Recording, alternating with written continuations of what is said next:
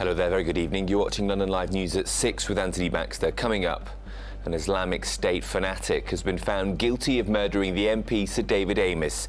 Prosecutors say Ali Harbi Ali was a self-radicalised lone wolf.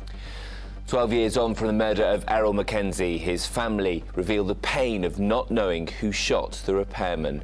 We'll take a look at the weather for you. It's going to be pretty mild over the next few days. We could see 20 degrees by midweek. Plus, doctors warned him that his challenge could take him 6 months to recover. We'll be catching up with the ex-soldier attempting to run 10 marathons in 100 hours. Did he complete the mission? And the punk-inspired South African duo, the Soap Girls, dropped by as they prepare to launch their latest single in the capital this Friday. All of that to come before 7. First, though, this evening, he was a London-born lone wolf who became a self-radicalised Islamic State fanatic, the description given to Ali Harbi Ali from prosecutors after he was found guilty of murdering the Conservative MP Sir David Amess. It took the jury at the Old Bailey just 18 minutes to convict the 26-year-old from Kentish Town of stabbing the veteran politician to death during a constituency surgery in October last year. He was also found guilty of terrorism offences. He had denied the charges, claiming he'd targeted Sir David over his vote for airstrikes in Syria, but the judge said Ali had no legal defence for the killing. We've identified that Ali was a subject of Prevent in 2014. He spent some time in Prevent and then came out of Prevent. He carried on his activity and by his own admission carried on his activity in secret over many years, forming his plan and conducting reconnaissance and focusing his effort on many MPs. So he was the true example of a committed terrorist and exactly the type of people that we should be focusing our effort on. Our thoughts are with every member of Sir David's family today.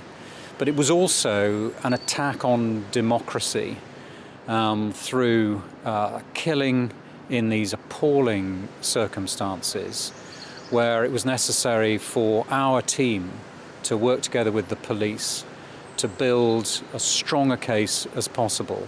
And I'm obviously pleased that at the end of what must have been a very difficult trial for Sir David Amess's family, justice has been served, and this individual will now pay the price for his crimes.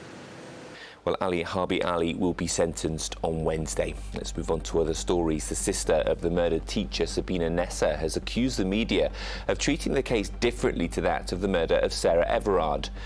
Kochi Selamaj was sentenced to 36 years on Friday for killing Miss Nessa in Kidbrooke in southeast London last September. Her sister, Jabina Yasmin Islam, told the BBC that she felt the case didn't get as many headlines at the start, and that may have been down to her ethnicity. She also accused the Home Secretary of using her sister for publicity reasons. Priti Patel tweeted about Miss Nessa after Friday's sentencing. British Airways has cancelled dozens of domestic and European flights from Heathrow as it continues to struggle with staff absences and COVID-related problems. 64 routes, including Aberdeen, Edinburgh, Newcastle and Manchester, have been pulled, as well as flights to Berlin, Dublin, Geneva, Paris and Stockholm. BM said passengers were given advance warning of the cancellations. Well, it comes as Heathrow says March was its busiest month since the start of the pandemic. 4.2 million people passed through the West London hub. Bosses have admitted, though, that resources are stretched as replacing staff who left during furlough has been difficult. The Chancellor has referred himself to a watchdog amid questions around his family's financial affairs. Rishi Sunak asked Boris Johnson's advisor on ministerial interests to check if he had followed the rules. Mr Sunak's wife last week announced she would start paying UK tax on her overseas earnings after her tax status was leaked. Labour says the Chancellor still has questions to answer. Downing Street says the PM has full confidence in those at number 11. Well, we know that the Chancellor's family appear to have used a scheme to reduce their tax. We now know that the former Chancellor used a scheme to reduce his tax. So whilst they're asking other people to pay more in tax, they seem to be involved in schemes to keep their own tax down, and this is now a pattern of behaviour. What I want from the Prime Minister is an assurance as to whether other members of the Cabinet have been using these schemes to reduce their tax. And I think on behalf of everybody who's now paying more tax, we're entitled to an answer to that question. Now, the family of a man who was shot dead in a park in Leighton 12 years ago have spoken of their struggle to come to terms with what happened. Errol Mackenzie was murdered in Seymour Road playing fields on the 11th of April 2010, having visited an address in Tottenham earlier that night. Detectives have issued a £20,000 reward for information that leads to the conviction of his killers.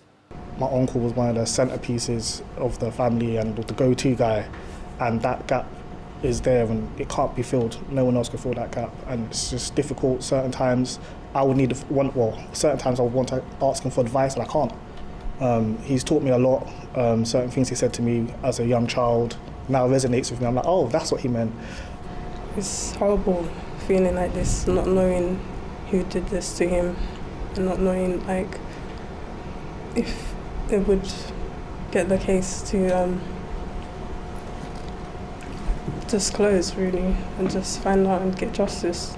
We constantly review the case. We go through it with a fine-tooth comb, and there are certain images that we have recovered from CCTV that we would like the public's help in trying to identify. There's a group of 4 lads walking along the Lee Bridge Road that we'd be interested in, but in particular there are a couple of lads on pedal bikes at the entrance to the park around this sort of time. And I would like the public to have a look at those images and see if they could put any names to them. They may be quite innocent, they could just need to be eliminated from our inquiry. But on the other hand, it could be quite pertinent. Relatives there of Errol Mackenzie, who was murdered 12 years ago today. Now, the former Housing Secretary has apologised over his appearance at the Grenfell Tower inquiry last week. Lord Eric Pickles got the number of people who died in the tragedy wrong whilst giving evidence, describing them as the nameless 96. 72 people died in the fire, all of whom have been named. In an email to the inquiry, Lord Pickles said he misspoke. The Grenfell United campaign group said his disrespect had left members speechless. And the Environment Secretary has accused the climate change group Extinction Rebellion of wanting to cause havoc with people's lives. George Eustace made the comments while speaking to LBC, arguing extreme protests like blocking oil depots and sit-downs in central London over the weekend were not the answer to ending a dependency on fossil fuels. Activists disagree. They've continued their demos today, including one at the Albert Memorial in Hyde Park. Now, there are concerns that people with Parkinson's are missing out on a potential treatment option after a significant drop-off in uptake during the pandemic. Figures show that the UK lags well behind almost every other Western nation in the use of treatments like deep brain stimulation to help control the neurological condition. Well, today is World Parkinson's Day, and experts are urging people to consider the options that are available to them on the NHS. Earlier, I got more details from Mike Hart, consultant neurosurgeon at St George's Hospital in Tooting. Deep brain stimulation is exactly what it sounds like. It's small, tiny platinum-coated wires that go deep into the brain very accurately. We're aiming at 1 to 2 millimeter targets here, and provide small pulses of electricity to parts of the brain, which help reset pathways that have been upset by Parkinson's disease, and indeed other conditions as well. And this is to help ameliorate some of the symptoms of Parkinson's disease. So talking about people who've got bad tremor, too much movement and excess of movement, helping to control that, or the medications aren't working so well. So people with Parkinson's are fluctuating between being good and on and being bad and off. And that's what deep brain stimulation and indeed other advanced therapies look to try and smooth out. When we look at the statistics for patients who are taking on this type of treatment, it certainly seems that we here in the UK lag far behind lots of other countries, certainly lots of other Western countries and European states. Why might that be? First of all, deep brain stimulation is widely available in the UK. We're very fortunate in the National Health Service that it is, and indeed many other advanced therapies, without any cost for the patient or incentive for us as treating individuals. The concern is that it might be due to a lack of education or awareness about this therapy, and that's what I'm hoping to try and address today. And indeed, there are many other excellent resources available for people with Parkinson's disease to learn about deep brain stimulation. That leads me on to my next question. Is this a solution that anybody who is dealing with Parkinson's could come and say, I would like this to be part of my treatment plan? Great question. So first of all, if you think that this might be suitable for you, do just ask. Feel empowered and able to have that conversation with your treating specialist. But the answer is essentially no. So for many people, medications work absolutely fine. And indeed, that's the first line therapy for everyone, certainly early on in the disease and indeed for many years. But for a group of people, the medications no longer work so well, and they get really troubled by a select group of symptoms. Bad tremor, medications not working so well, fluctuating between on and off, left in a limbo, or being troubled by abnormal movement, so what we call dyskinesias.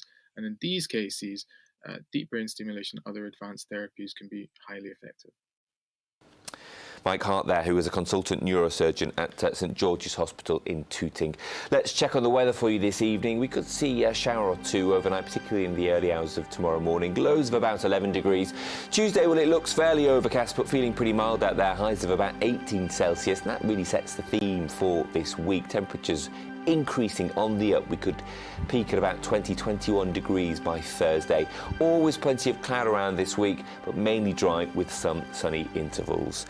Right, stay with us. Still to come before 6:30.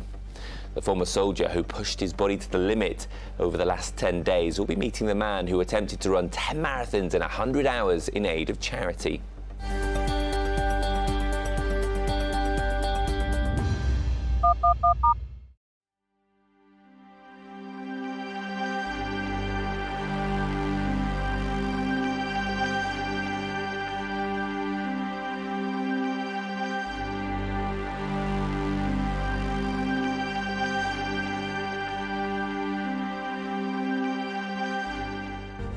From breaking news to headline events, the latest trends and places to be. You can now keep up to date on daily life in London across London Live's social platforms. Start the day with an update on the travel and weather, and know what's on around the city and what's being seen by others.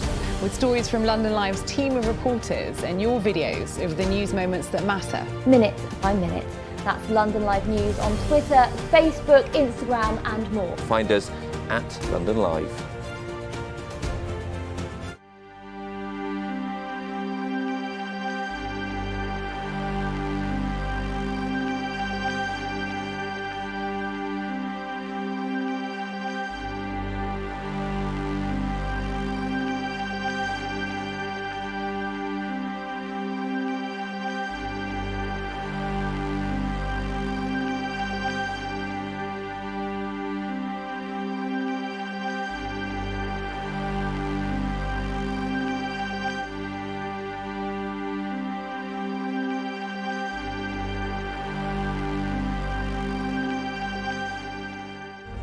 From breaking news to headline events, the latest trends and places to be. You can now keep up to date on daily life in London across London Live's social platforms. Start the day with an update on the travel and weather, and know what's on around the city and what's being seen by others. With stories from London Live's team of reporters and your videos of the news moments that matter. Minute by minute. That's London Live News on Twitter, Facebook, Instagram and more. Find us at London Live.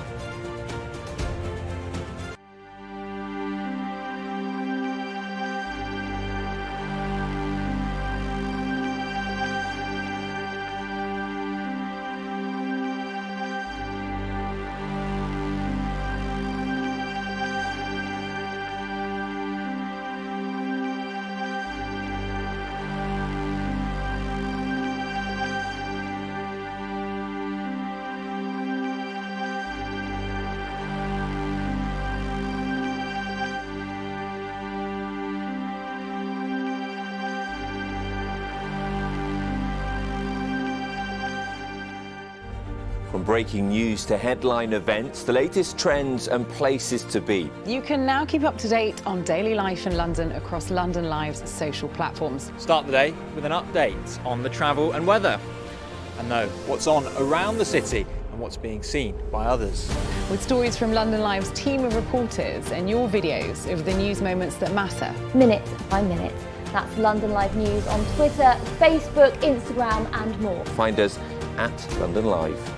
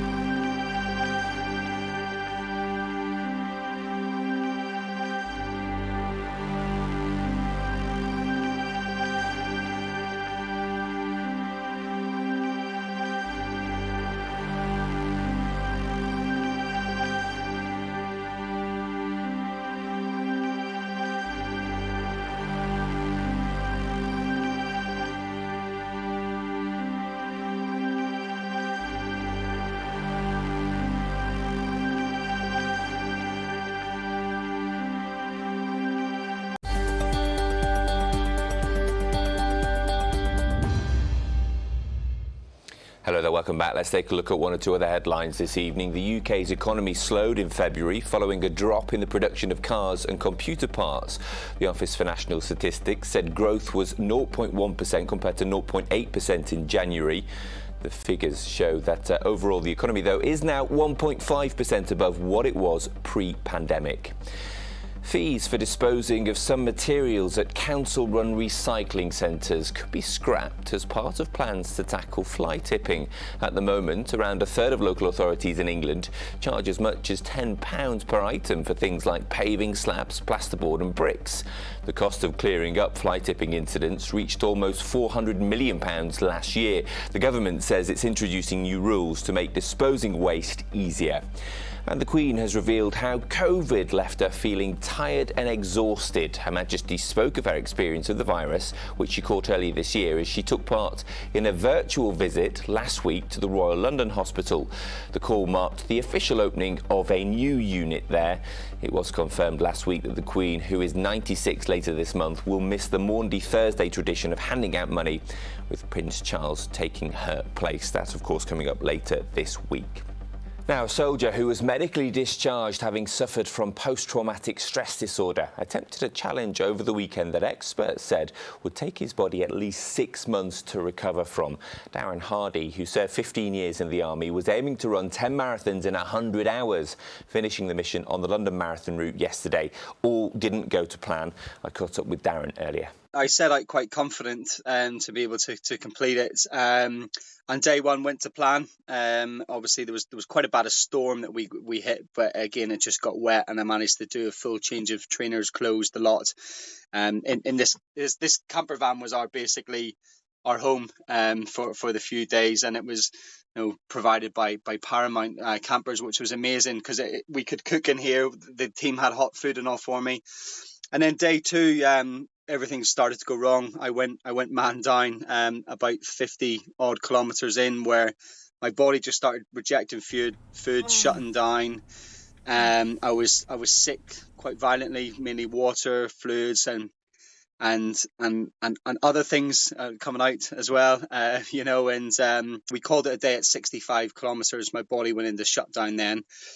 And I just got a bit of longer sleep, and then got up earlier, and then carried on. I did another 110 kilometers the next day, and that's when I was getting the pain in my feet and stuff. And then we seen a nurse. I took some really strong pain relief, which did nothing. And then, as suspected and confirmed today at the hospital, I've got multiple fractures in my legs and feet. Regardless of that, what you have achieved is still, incredible. Let's talk a little bit about Aggie, because she is the girl at the heart of all of this, the main reason why you've got to the point where you've now got fractures in your feet. Who is Aggie, and why did you want to do this? Hi, Aggie.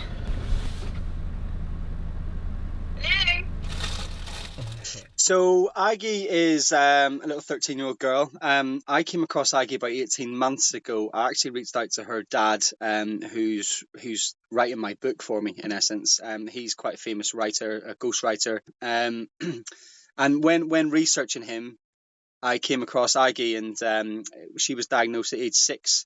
And I have a little 5-year-old girl, and there's so much similarities, that reminded me of this little blonde girl trying to walk, falling over, and that was just the start of it.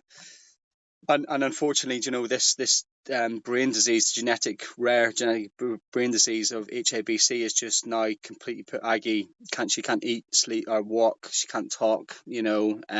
She's wheelchair bound until this cure gets underway. And I just had to do something. I said to Richard, the dad, is like, put my book on hold and let me raise money. Your ability to be able to put your body through this must have come perhaps from the training that you had during your 15 years within the armed forces. Do you see that is where that kind of stealth and that steeliness has come from? I think yes and no. I mean, yes, through some of the discipline. I'm a massive believer in discipline. If you can discipline yourself, discipline your mind, that's the key to success in my eyes. And although even that, not completing the distance, was unsuccessful, but I was successful in raising quite a bit of money. I was successful in raising awareness. I was successful in putting myself in the Hurt Locker.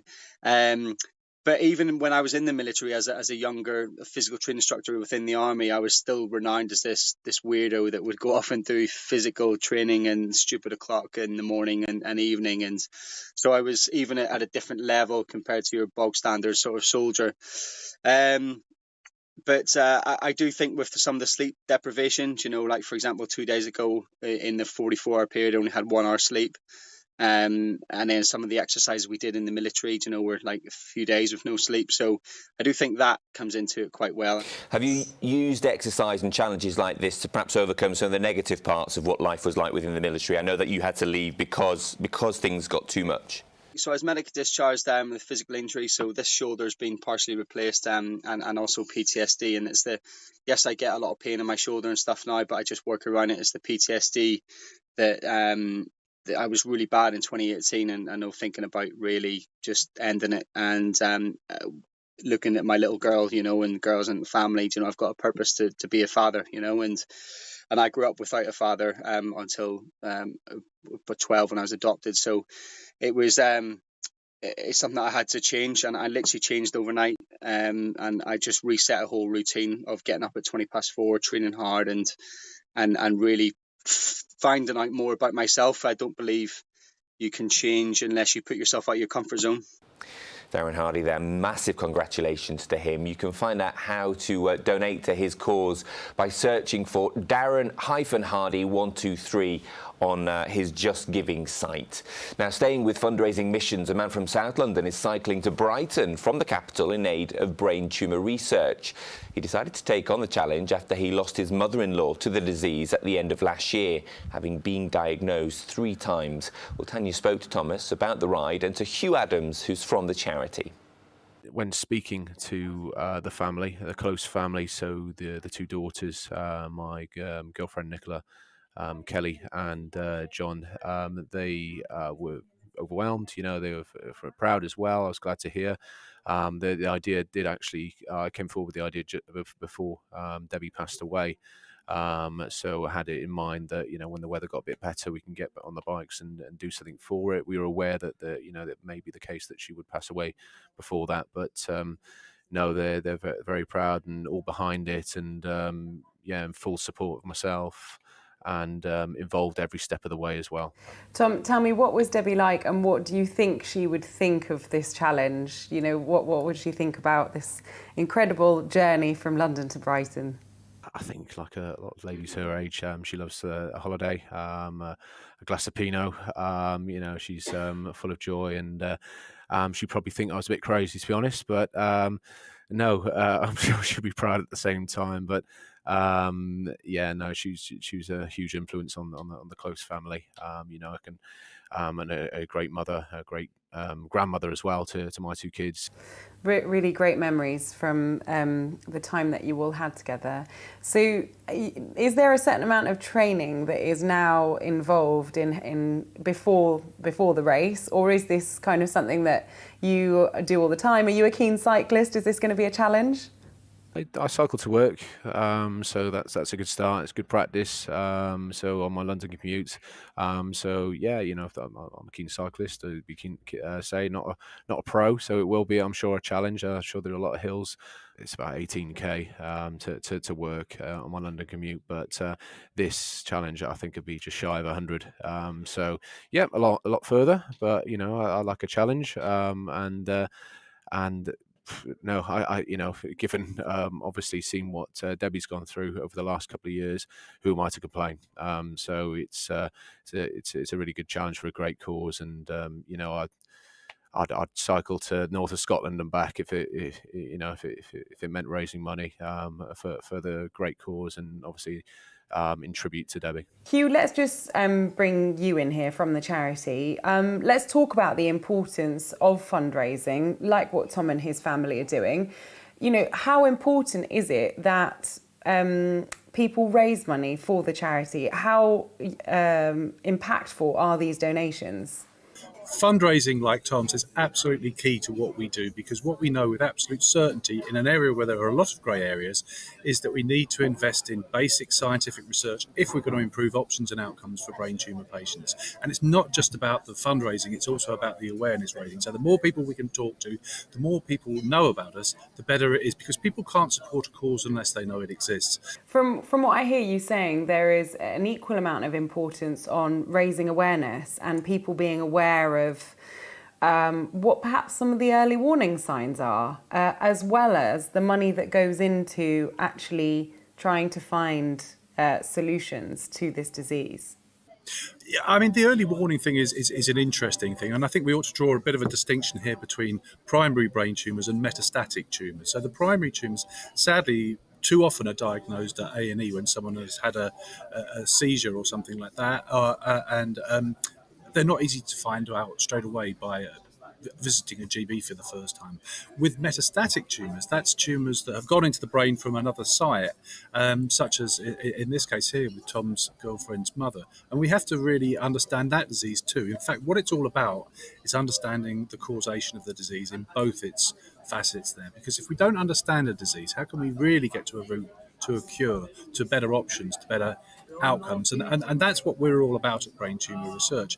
And I think it's important to say that there's fundraising for the research that we conduct at 2 centres in London as well as one in Plymouth, and also the campaigning at a level in Westminster to say charities can't underpin all of the research into this area. It needs to have government support. We're working together, we can move so much quicker. And Tanya, to be honest with you, we look at what we've done with the vaccine, the fact that when scientists are well funded, and we look to the scientists to get us out of that trouble, when they're well funded, when they can work in tandem rather than this sort of linear way that they've been doing previously, we can do things like get the vaccine into people's arms within a year. Now, if we applied that sense of urgency to brain tumours, what could we achieve? Thomas and Adam there. If you want more information on Thomas's ride, head to his Just Giving page, or you can find out more details on brain tumours on the Brain Tumour Research website. Right, you're watching London Live News. Still to come, we'll have a reminder of our top story after the break. Plus, the full force of the Soap Girls arrives in the capital. The singing sisters from South Africa joined us as they prepare to launch a new single in London.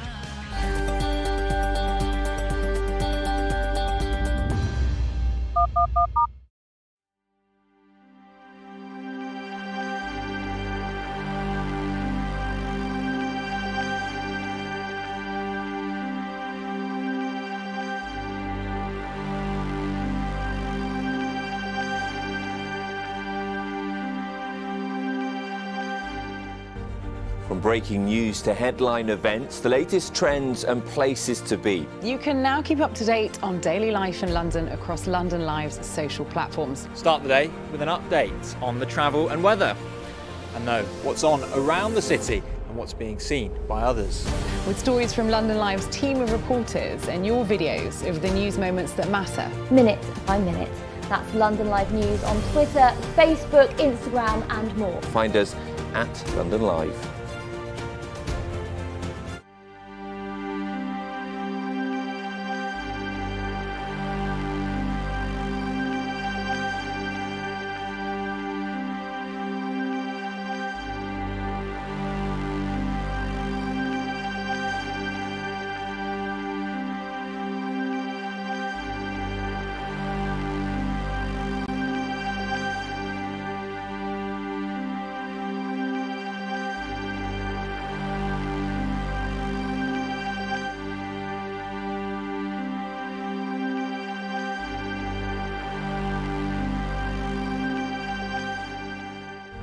From breaking news to headline events, the latest trends and places to be. You can now keep up to date on daily life in London across London Live's social platforms. Start the day with an update on the travel and weather, and know what's on around the city and what's being seen by others.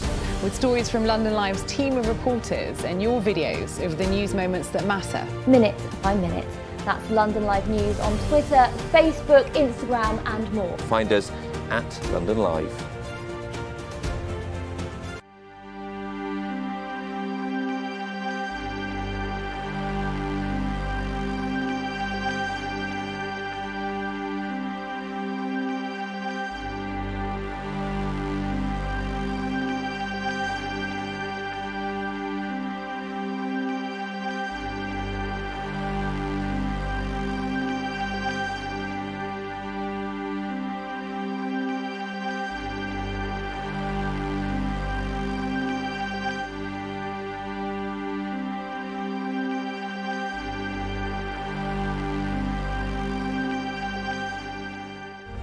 From breaking news to headline events, the latest trends and places to be. You can now keep up to date on daily life in London across London Live's social platforms. Start the day with an update on the travel and weather. And know what's on around the city and what's being seen by others. With stories from London Live's team of reporters and your videos of the news moments that matter. Minute by minute. That's London Live News on Twitter, Facebook, Instagram and more. Find us at London Live.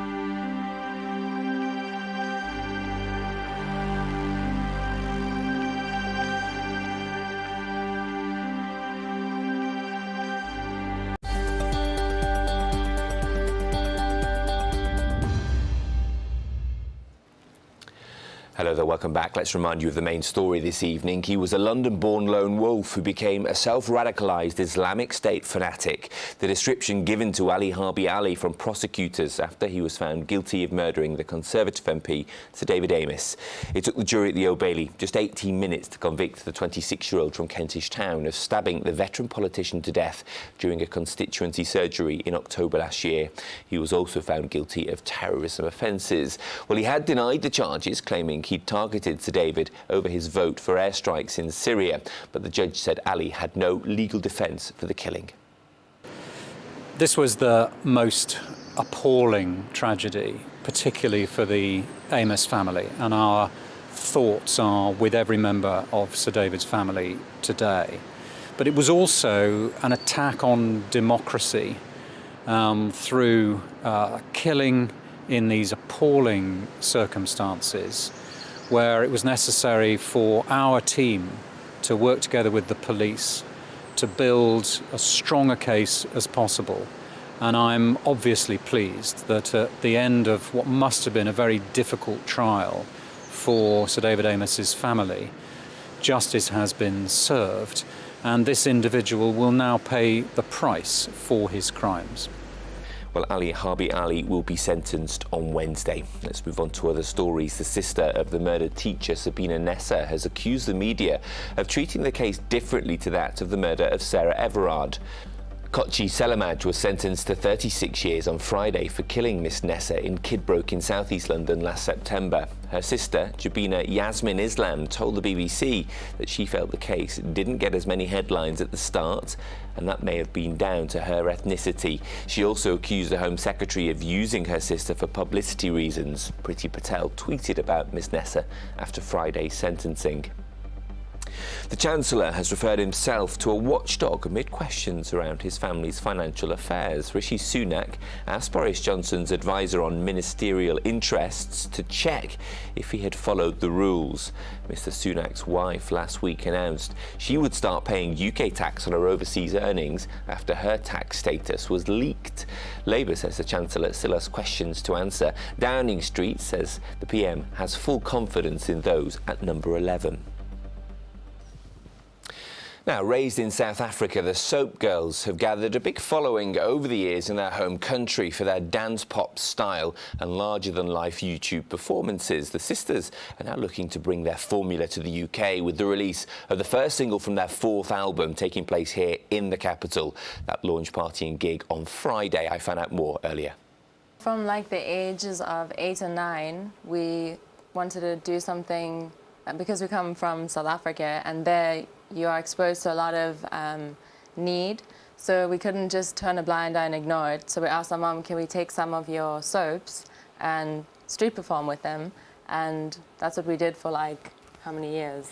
8 years. We actually initially wanted to be something like a Girl Scout. I mean, you get Girl Scouts in South Africa, but they don't do things like raising funds. They go out camping. But we'd seen on TV how kids in America were able to raise funds and do good deeds, and that's what we wanted to do. And then we'd take a basket of soap and go and sing in different languages and perform to tourists. Yeah, we come from a very small village. We don't live there anymore, and it's actually a little fishing village. So we'd go down to the harbour, get on the tourist buses, start singing and entertaining everyone. And we started raising funds for hospitals, for children's homes, old age homes. And people nicknamed us the Soap Girls. Yeah. And the Soap Girls were born. Yeah. You know, music has been part of your journey all along, hasn't it? You know, the successes that you've had, certainly back home. You know, did you see where you were going from an early age? Did you know that music was what you wanted to do? Oh, yes. Definitely. I mean, we didn't think about it like, oh, we will do music. It just was something that we did. We always loved entertaining people and making people happy, so... Yeah, we didn't think, okay, well, when we get to this age, we just kind of, everything evolved and it happened very organically, and we were just recording from when we were about 12 and 13. And obviously the stuff back then wasn't very good, but... It was different. Yeah. It was good enough to get on a Japanese compilation disc. Yeah. And when we told our mom that our biggest dream at the time was to get signed to a record label, she sent out our music as demos, and we met an A&R guy from Universal Music. He flew down and we sang for him at the airport, and he was like, whoa, okay, it's fine. So we were signed at 14 and 15, and it was crazy. It was very interesting, but we learned very quickly that with the record label, you're not going to have the creative control and freedom that you would have as an independent artist. It's not with all record labels, but with this one in particular, it was very like controlled. Especially because of our age, so we were just like, oh, this, no.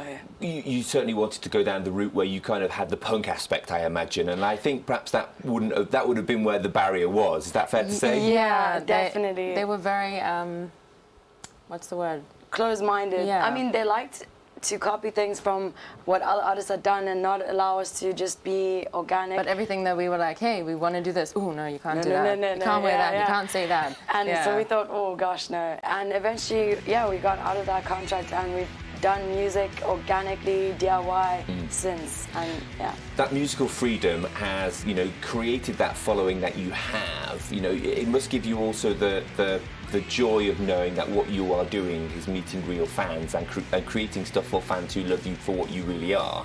Does that kind of make it a full circle in many ways? Definitely. Even like just being able to play a show and the feedback from people and just seeing people's faces in the crowd, we love that. We write straight from our hearts, so when people resonate with what we're doing, and we know that, look, not all the subject matter is happy, so people who've been through a lot of terrible things, if they're resonating and it gives them hope, that is such a beautiful thing for us, and it's why we do what we do. And also a lot of people that come to our shows, they may be considered, I don't know, social, not outcast, but like they're different, so they feel they don't fit in. So and they come to our show and they're like, "Wow, this is crazy!" And it's cool, and we're like, "Yeah, go for it." We're all about individuality. What did I just say?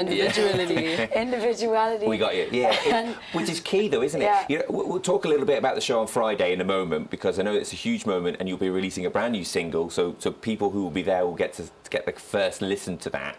But in terms of the performance during the pandemic, you didn't give up, did you? Like lots of artists did. Tell us about YouTube and what you did there. Okay, so well, first of all, as soon as we found out that there was going to, sorry to talk over you, I'm the older sister, you know, but as soon as we found out that there was going to be a shutdown in South Africa, they said it was going to be a few weeks.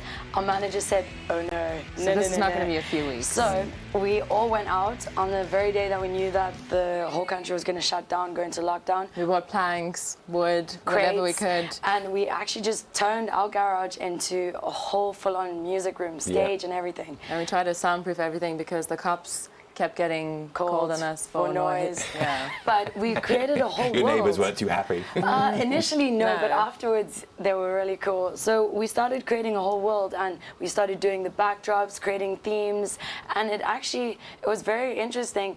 A lot of people who felt disconnected to the rest of the world. Obviously, no one had any social life. Well, they found like a new little space that they could occupy. Yeah. And they connected to other people, so it was brilliant. The Soap Girls there, they will be at Nambucca in Archway on Friday to release their new single, which is called Breathe. Stay with us. Still to come before 7. The Italian stand-up star Francesco Di Carlo hopes to win hearts and minds with his new show coming to Soho later this month. Francesco will be with us to tell us more.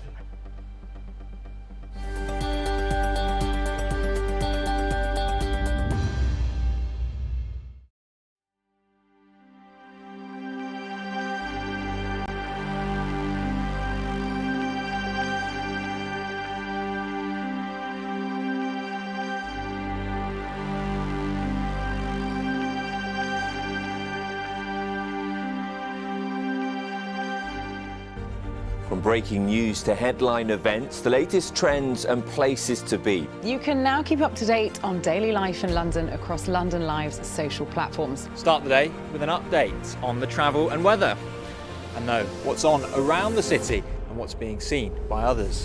With stories from London Live's team of reporters and your videos of the news moments that matter. Minute by minute. That's London Live News on Twitter, Facebook, Instagram and more. Find us at London Live.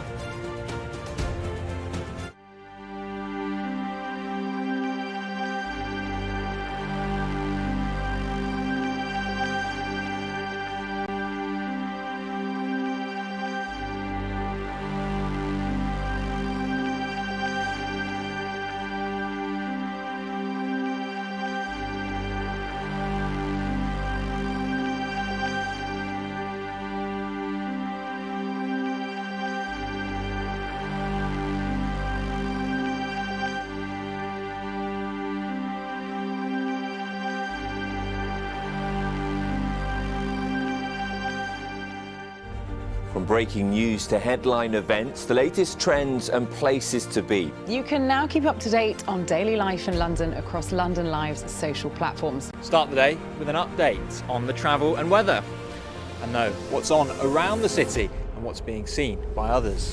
With stories from London Live's team of reporters and your videos of the news moments that matter. Minute by minute. That's London Live News on Twitter, Facebook, Instagram and more. Find us at London Live.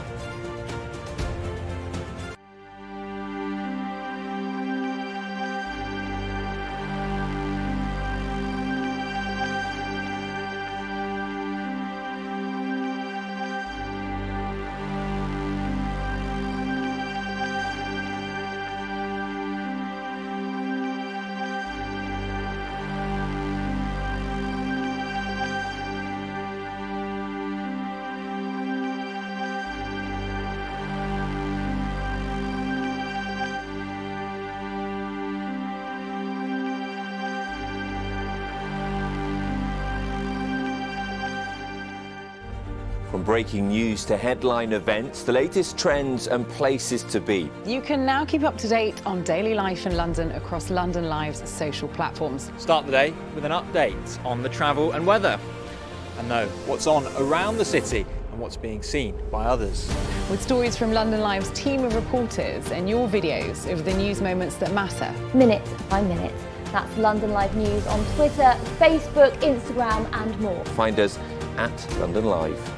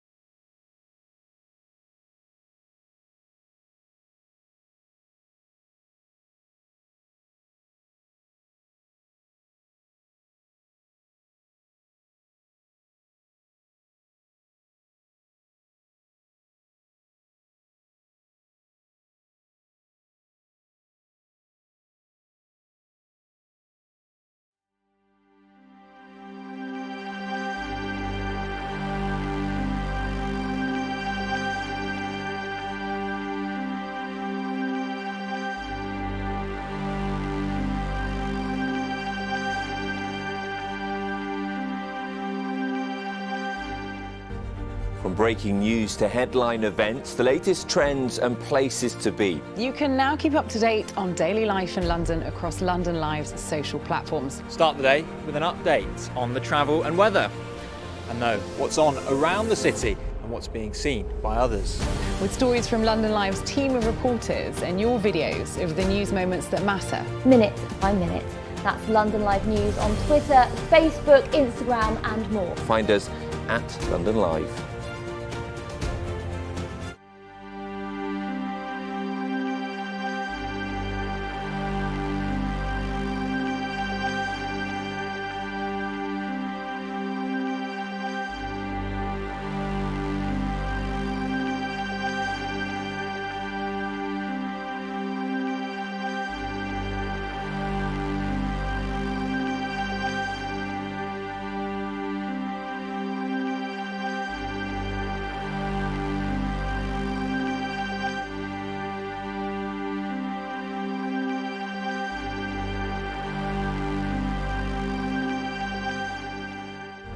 From breaking news to headline events, the latest trends and places to be. You can now keep up to date on daily life in London across London Live's social platforms. Start the day with an update on the travel and weather.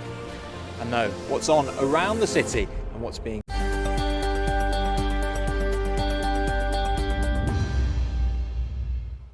Hello there, welcome back to the final part of tonight's show. The Italian comic Francesco De Carlo is returning to the capital with a run of gigs at the Soho Theatre. With his high school English teacher amazed that he performs here in the capital, he's playing with the theme Winning Hearts and Minds for his new show. Exploring ways to rebuild relationships, Francesco reveals what it's like to love across the political divide and how his conservative father reacted when his brother came out as gay. He's been speaking to Henry ahead of the run. Spending a lot of money in a foreign language, a foreign country, £200 every week to share the flat with a guy who speaks in a language I don't understand because he's from Sicily. Winning hearts and minds. It's a thing Great Britain invented, and this expression is very useful in everyday life because I feel that we can experience the same situation here in Italy or in the UK or in the States in the last decades, where families were split up from political situations for political reasons. And so we have experienced this situation in which you have to convince people with different ideas of your ideas. Not every time your ideas are the best ones. I'm not saying this, but sometimes I'm very interested. I'm interested in the confrontation between two very different approach to the same matter.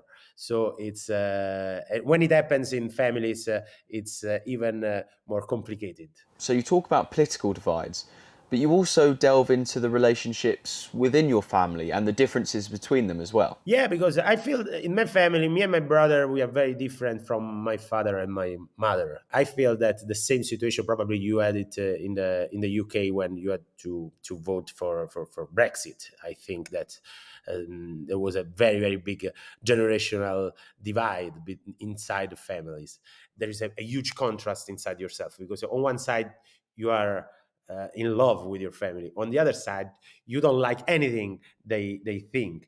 So I feel that at the end of this show, I don't want to spoil the ending of the show, but the main topic of the show is that there is a way to overcome differences. And communication is the key to survive. You've done lots of comedy here in the UK and London, but English isn't your first language. What's it like to perform in your second language? It's very funny. First of all, it's very funny and it's unbelievable. My English teacher, the high school English teacher, is so surprised that now I'm coming to London to do shows because I was hopeless when I was a kid. People in the UK are very nice because they don't care about the accent. They are so used to listen to different accents. And also there's no way to cancel this accent because I tried so many times like to make this joke. I start with a very strong Italian accent and then I say, I'm joking, guys, I don't speak like this. You know, at the beginning it's like, hi everybody, my name is Francesco and I'm very happy to be here. And then I say, no, I don't talk like that. But nobody move because they don't see the difference between these two accents, and it's very embarrassing. But I feel that apart from the accent, the most difficult thing is that you don't have a big vocabulary. So one premises of the show is that I'm much more clever in Italian because I have more words to say. I can say more clever stuff, and I don't have this accent which makes everything sound silly. You have too many verbs in this country. Speaking, talking, saying, telling. Then you have yelling, shouting, and screaming. 3 verbs to describe what Italians just call conversation. Well, in one of your shows at the Backyard Comedy Club in Bethnal Green, you talk about how in English there's so many words that mean the same thing, the same action. How do you go about understanding the humour of another culture? There are cultural differences. For example, your passion for crisps. You have so many crisps in your country. I don't know why you have so many flavors. And in Italy, we don't have so many flavors of crisps. So there are so many differences that you can see when you are when you are the fish out of water, you know. And London and the British culture, I grew up with your culture because it's always not only stand-up, music, art, and there are so many crazy things that happen in a wedding in Italy. For example, we use songs, English songs, in the wrong context because we don't understand the lyrics. So the best moment in a wedding is where the bride kisses the groom, and we play I Will Always Love You from Whitney Houston, which is a song about a breakup. And it's so crazy to see it. If you understand this song, it's a terrible situation, and you can look at it in different ways. But if you play the wrong song at the wrong moment, it's not a good. How do you say? It's not a good thing for the future of the wedding if you start with a song about a breakup. Francesco there. He'll be at Soho Theatre from the 19th of April until the 23rd of the month. Finally, a new one-woman comedy is coming to Bush Theatre this month. Kristin McQuillan stars as herself in her formative years, coming to terms with her father's brain injury. Kristin spoke with brain injury charities to research her semi-autobiographical work called Head Case, and says the insight that gave her perspective on things she didn't understand in her father's behaviour. Krista, What? what do you call an Essex girl with one brain cell? Gifted. I also think brain injuries actually, like it affects so many people, and growing up, I never really saw anything on TV with anyone that was really suffering a brain injury in the way that my dad did. And then sort of doing the research for this play, I realised that it affects millions of people. Mm. Yeah, as you say, it's a particularly serious subject, but it is a comedy. Was that perhaps the most cathartic way of dealing with your past and your very personal history with your father? I didn't really set out to do this story about my dad. I wanted to create work for myself so I could work on my craft and not just wait for the phone to ring all the time. So I knew I wanted to do a one-person show, and then I started workshopping like different ideas. And I looked at the subject of Essex girls. I looked at loads of different subjects about being single. And I think it wasn't until I met like the director that I did that she really gave me the confidence to tell this story, because I was a bit sort of, I just didn't know if people would want to hear it. I never really sort of looked at my dad's brain injury growing up. I was quite angry actually about his behaviour and how it affected him. And I think when I decided to actually tell this story and I spoke to my dad about it, I wanted to do more research, and I know Headway Brain Charity are helping survivors of brain injury. So they read the script and they gave some feedback on the script, and I do... my play has been Arts Council funding, and part of that funding was to work with people with brain injuries as well. So I worked with Headway in East London. Did that help you get a better understanding of your father and some of his behaviour? So much. I think because I hadn't really met people that had been through the same thing, I just was always growing up a bit embarrassed by his behaviour and how he was. And actually meeting lots of other people and their families that have suffered the same thing. Yeah, like I had way more empathy, way more understanding, and just like really small things, like a brain injury can really affect your sense of smell. And my dad's house was always, it was a bit of a hoarder, and I was always, I was like, oh, Dad, it smells in here. And I didn't realise, like there was so many little things that I learned. I only ever go and visit my dad once a year. I find the insults and the smell of the place too much. It's a really depressing room. He's a hoarder. Dad, please, can I just open a window? It really stinks in here. Yeah, it would have been really helpful to know growing up and sort of dealing with that as a young person, because your dad's there one day and then all of a sudden he comes back, but just with a whole new personality. It's bizarre when you're younger to try and like process that and understand that and why his behaviour is so different. Like he looks the same, he talks the same, but it's a whole new personality. Tina, this is my dad. Tina says that it's nice to meet him, but she refers to me as Chrissy, not Kristen. Her name's Kristen, not Classy.